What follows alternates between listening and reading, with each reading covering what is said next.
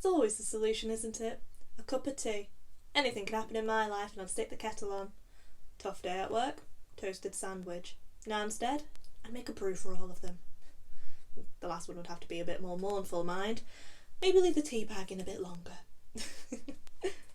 I don't think I can ring him. It's your dad. It's not. I mean, it is, but he's a stranger. What do I actually know about him now?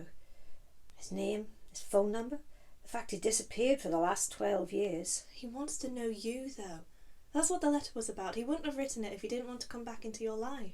He was hardly in my life. He was once, though. Remember? What about when you first moved here?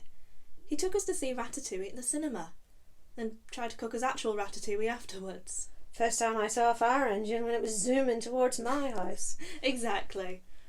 It always seemed like, from my perspective anyway, he enjoyed being your dad, doing dad things with you.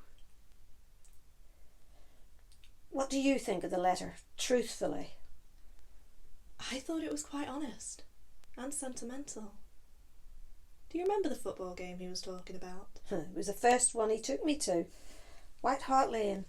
Carrick should have scored twice, but the Villa goalie was too good. Ended 0-0. I was well angry with him at full time. As if it was his fault we hadn't won. Was the Chippy tea as good as it sounded? Probably was, yeah. But it just tasted like a draw to me. Honestly. I'll never understand you and your football. So melodramatic no matter what happens. Was 0-0 really so bad that you couldn't enjoy gorging on a Chippy tea? It wasn't just that. There was vinegar everywhere. I hate vinegar. You what? That's sacrilege. Vinegar is the nectar of the gods. If I ring and he's not how I remember him, then we just tell him to bugger off.